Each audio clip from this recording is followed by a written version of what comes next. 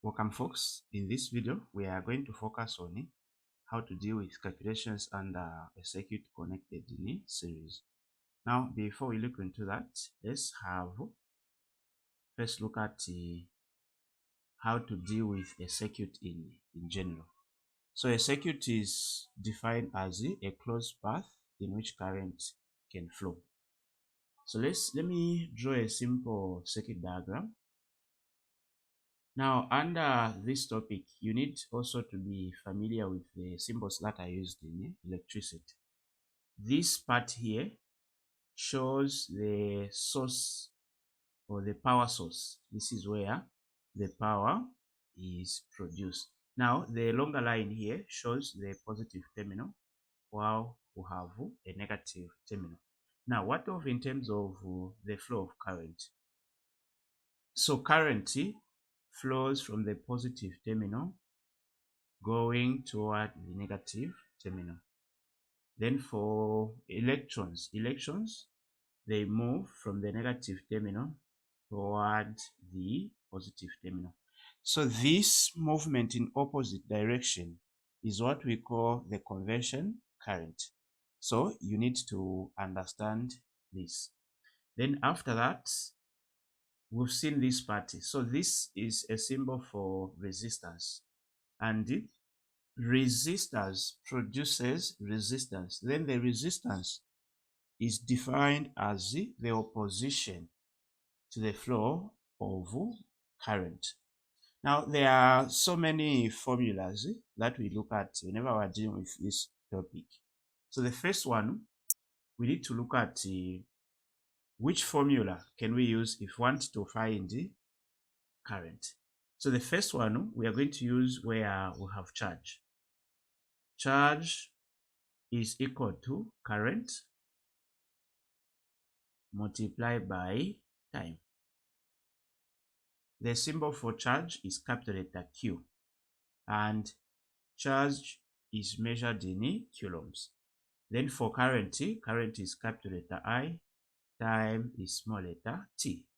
So this is our first formula that you can use to find the current, time, and the charge. Then let's look at current. Current is defined as the rate of flow of charge. So we are saying I is the symbol. Then the units are amps, capital letter A. Then the instrument that is used to measure current is known as the ammeter. Then we have T. T is for time. Now make sure that as you are calculating charge or whatever, make sure that the time is in seconds. So time should be in seconds. In case you are given time in minutes, please don't forget to change into seconds. Now, away from this, let's move on to Ohm's law. So under Ohm's law states that the voltage of the conductor is directly proportional to the current provided all the conditions such as temperature stays constant. Now the general formula that we can derive from the Ohm's law is voltage is equal to current multiplied by resistance.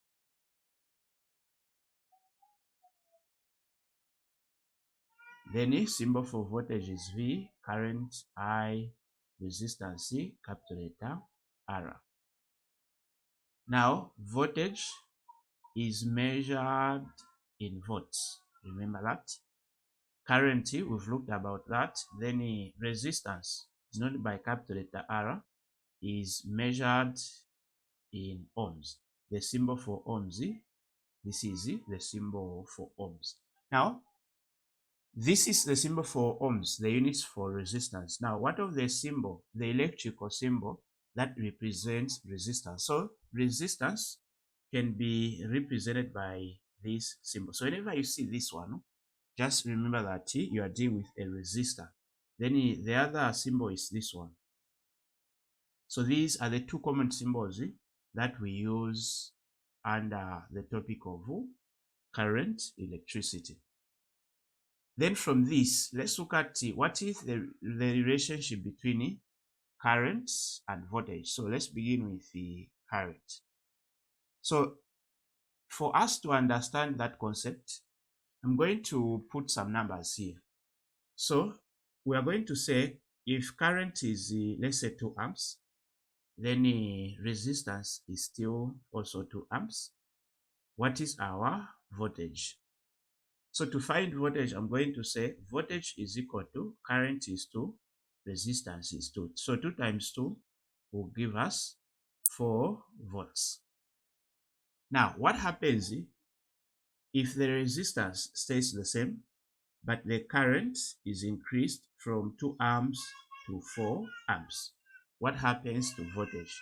So let's make another calculation. So voltage is equal to current multiplied by resistance. What's our new current? So the new current, as we can see, is 4. Then the resistance, we are assuming it stayed constant. 4 times 2 is 8 volts. So as we can see, if we double the current, voltage also doubles. So to summarize our work, we are saying if voltage is increased, current is also increased. If current is increased, voltage is also increased, which states that the voltage is directly proportional to current. Okay, so if that is the case now, let's look at the relationship between resistance and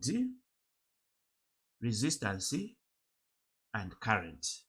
So from the calculation is what I'm going to drive my relationship between those two variables.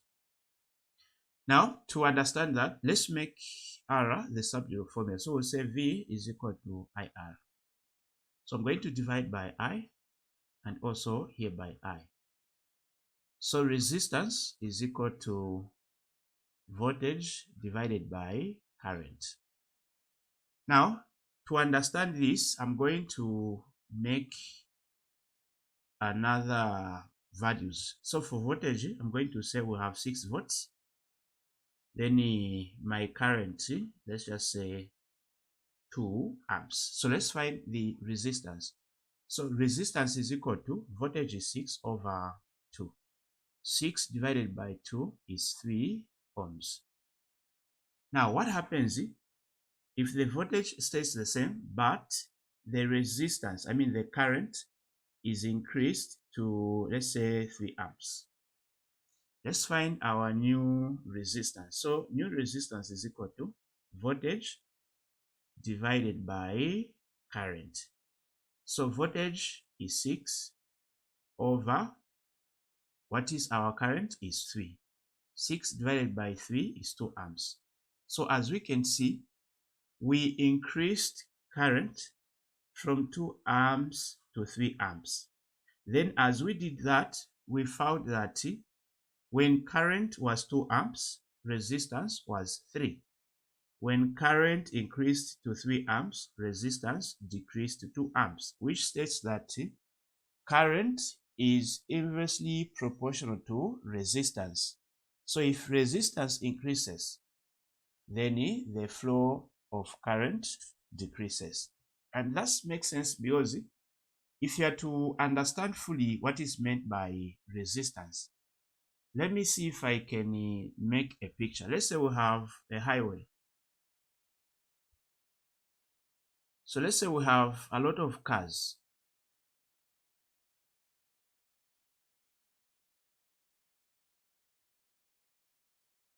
So you'd find that it's very hard for someone to drive through a highway when there is a lot of cars.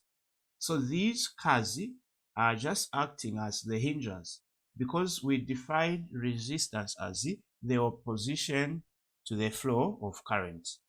So that's what so whenever we increase the resistance, we are having these pictures having too much cars in one rod. So that is what we can picture from that.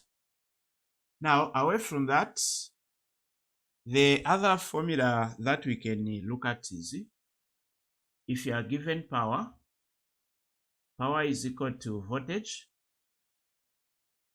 voltage multiplied by current. Now, power is the rate at which work is done. Now, what is the work that is done under electricity? So the work that is done is the movement of current in a circuit. So we said for electricity to be there, the electrons and current must flow. Now, for those two to flow, energy must be supplied. Now, the energy is defined as the ability for the work to be done. So what works as energy under electricity is the voltage. So the voltage is the potential energy. So it's there to provide the energy that is needed for these two to move in a circuit. Now, if you just look at the general formula for power, away from this topic, power is found by work done over time taken. Then work done is same as the energy. So what is the formula for energy dissipated under electricity? So energy is equal to voltage times the current multiplied by time. So where there is work done, I'm going to substitute with this one. So I'm going to have power is equal to V I T over T. Now, as you can see, I can cancel the T's. So if I can cancel the T's, then my formula for power is equal to voltage times the current. So that is how this formula came into existence. Right. Now, let's now use the formulas that we have to make another formulas. So remember, we said voltage is equal to current times the resistance. So what happens if you don't have voltage, but you have current and resistance, and the question is asking you to find the power? So we can substitute where there is V by this part. So the formula becomes current times the resistance times another current. So power is also equal to I times I will give us I squared R. So this is another formula for power. So this one is only used if the data that you are given is for current and the resistance. Let's make another one. So power is equal to voltage times the current. So let's say this time we have resistance and voltage. We don't have current. So let's make I the subject formula. So we divide by R and also here by R. So current is equal to voltage divided by resistance. So where there is I is what I'm going to substitute with this. So our new formula is V times V over R, which is power can be found by V times V is V squared over R. So all these formulas can be used in under this topic. Then the other formula under electricity at grade 12 level is where you're told to find the cost. So cost is equal to power. Make sure that your power is in kilowatts multiplied by time. And here the time should be in hours. So in case you are given in days, like 2 days, you need to convert that into hours, which is 48 hours. Then the other thing is the cost per unit. So the cost per unit should be in kwacha. So this is the formula that you can use. Now, let's look at the circuit connected in series. What are we supposed to know about this circuit? So for a circuit connected in series, for current, must be constant. So let's say we have two resistors. So these are the two resistors connected in series. So this is resistor 1, then here resistor 2. Let me draw another one.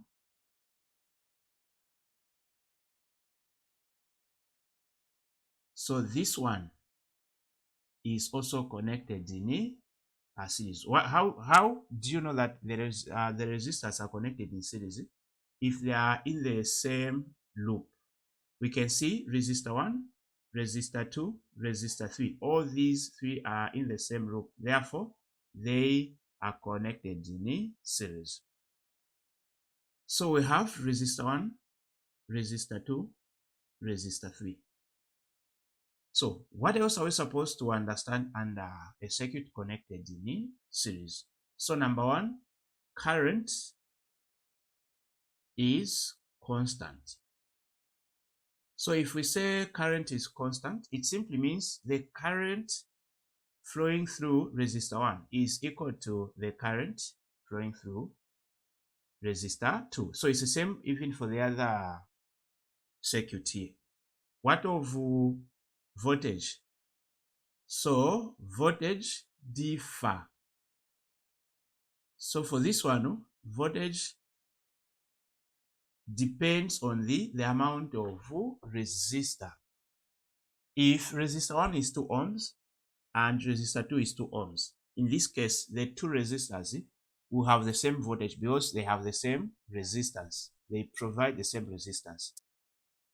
Then away from there, how can we find the total resistance for this one? So under a series connection, total resistance is equal to, you just say resistor 1 plus C resistor 2. So it is a direct addition. Let's say we have 3 resistors. So total resistance is equal to resistor 1 plus resistor 2 plus C resistor 3. So this is how we can find the total resistance. Now let's have an example.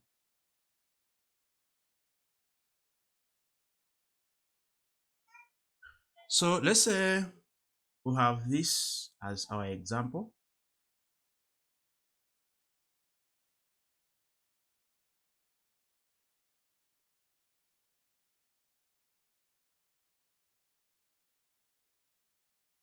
So the other question, apart from calculations that I've seen is you may taught to identify the type of circuit. So whenever you see such a circuit, you need to understand that you're dealing with a series circuit.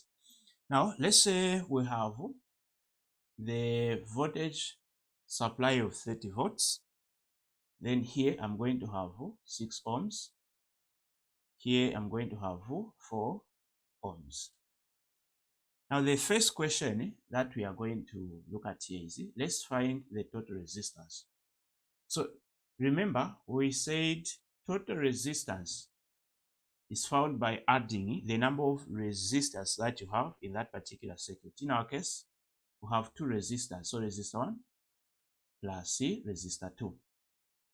So my total resistance will be RT is equal to resistor 1 plus C resistor 2.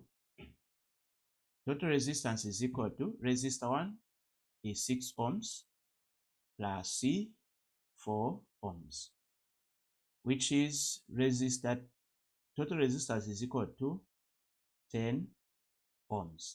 So this is what you are supposed to do whenever you encounter a question like this one. Now away from there, let's look at the current. So let's find the current. So remember, current can be found from the formula of Ohm's law, since we are dealing with voltage and resistance. And we said voltage is equal to current multiplied by resistance. So if we divide by resistance, then we are going to have I is equal to V over R. So current is equal to, what's our voltage? 30.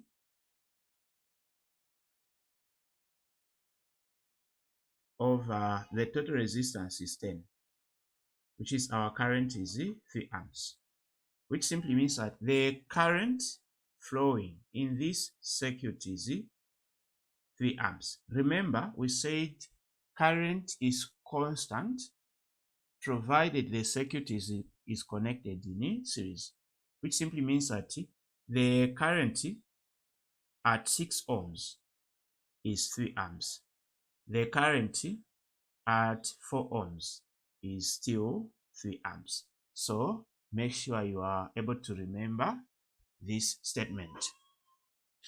Now, let's focus on the voltage drop across each resistor. So I'm going to first, I need to look at what was the voltage drop here. From this 30 volts, how much of voltage was used by the 6 ohms resistance? So that's what I'm trying to come up with here. So I'm going to put some points here. So I'm going to put point A, then this will be my point B, this will be my point C. Now, to find the voltage, we are going to use the formula from the Ohm's law, which says that voltage is equal to current times the resistance. So what's our current? Is 3 amps. What is the resistance? And so we are going to call this one as the voltage 1. So what is our resistance? Is 6. So if you multiply 6 and 3, you get 18 volts, which means that the voltage drop at 6 ohms resistance is 18. So 18 volts is used at this branch here. Then remember, at point A, we have 30 volts. So whenever this passes through this 6 resistance, 18 volts will be used. So at point B, we are going to have 12 volts because 18 volts has been used. Now let's also find the voltage drop at the resistor 2, which is our 4 ohms resistance. So we're going to use the same formula and we're going to call this one as the voltage 2. So voltage 2 is equal to current times the resistor 2. Current is 3, resistor 2 is 4. If you multiply these two numbers, you get 12. And as you can see, it's making sense because at point C, we need to have 0 voltage because all the energy that we had must be converted into another form of energy. Like for instance, if these two resistors are represented by, let's say, a light bulb, then the energy, the electrical energy that we have must be converted into light and heat. So to summarize what we are saying, this one is using 18 volts, this one is using 12 volts. At this point we have 0. So here there is just 0. Then from this point another 30 goes. So that's how a circuit works. Now away from there, let's also have a look at power. So power is equal to voltage times the current. So let's look at the power of the circuit. So the power of the circuit is 30 times the current is 3. So if you multiply these two numbers, I'm going to get 90 watts. So this is my total power. Now let's find the power absorbed by resistor 1. So to find the power at this point, I'm just going to say power is equal to, so I'm going to call this one as the power 1. So power 1 is equal to voltage used by this resistor, remember, is 18. So we have 18 multiplied by, then the current is 3. So if you multiply 18 by 3, you get 54. Which means that at this point, 54 watts is used. So 90 minus 54. Then we have 36 watts at point B. Then at this point, power for the second one will be power is equal to voltage times the current. Voltage for this one we calculate to be 12 volts times 3, which is 36. So here 54 is used, here 36 is used, which is at point C, voltage is equal to 0, power is also equal to 0. But current is never used in the circuit. Let's have the last example for this video. So I'm going to draw another circuit, but let's have the other symbols for resistance. So it doesn't matter the symbol that they are, the symbols that have been used, the concept is still the same. So this time we are going to use 3 of these resistors.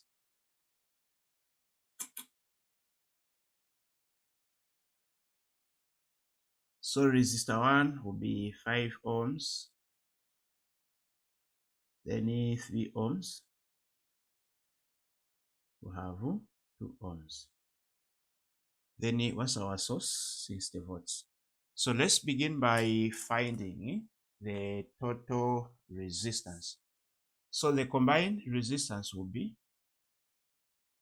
resistor 1 plus resistor 2 plus resistor 3. So RT is equal to R1 plus R2 plus R3. So we have 5 plus 3 plus 2 ohms, which is in total we are getting 10 ohms. So this is our total. Now, instead of, we are not going to find the voltage drop. So what I want is, let's find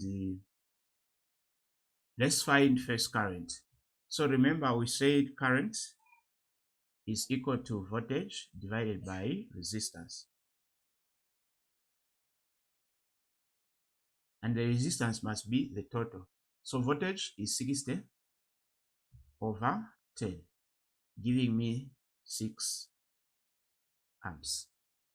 So from that we can see that at this point there is 6 amps. At resistor 2 there is 6 amps. At resistor 3 there is 6 amps. Because we said current is equal at all points, provided the circuit is connected in series. So if we have this, let us find the power absorbed by this one. Now, as you can see, I want us to find the power not using voltage. So we said power is equal to voltage times resistance. And we said voltage is equal to current times resistance. So we are going to substitute this, giving us power is equal to IR times I. Power is equal to I squared times R. So I'm going to find my power 1. So the power dissipated by resistor 1. So I'm going to say current is 6 squared. Resistance for this one is 5. So 6 squared is 36 times 5. I'm getting 180. Which simply means that 180 watts was absorbed by resistor 1. So let's look at resistor 2. How much power was consumed? So I'm going to use the same formula. Power is equal to I squared times R. What's our current? Is still 6. What is resistor 2? Is 3. So 6 squared is 36 times 3. I'm getting 108. Excuse me. So 108 watts was used by resistor 2. Let's look at for the third one. So still have the same formula. Power is equal to current squared times the resistance. So power is equal to current is still 6 squared. Resistance resistance is 2. So 6 squared is 36 times 2. We have 72. So 72 was used by this. Now let's find the total power produced by the source. So total power will be power 1 plus power 2 plus power 3. Power 1 is 180, power 2 108, power 3 72. So 180 plus 108 plus 72, I'm getting 360 watts, which simply means that at this point 360 watts was produced. So at point A we have 360 watts. Then at point B 180 must be removed. So if we subtract this, at B there is 108 watts. What of at point C? Point C will be 180 minus 108. We have 72 here watts. Then 72 minus 72 at point D, we need to have 0 watts. So this is how the electricity is used. That's why you say electricity, we have run out of whatever. This is what it simply means. Now, let's see if we can find the total power by using just the formula. So, power is equal to voltage times current. The total voltage is 60. Current is 6 amps. So 60 times 6, we are getting 360 watts. So as we can see, we are still getting the same value. So let's hope you have learned one or two. So that's it for this video. Thanks for watching.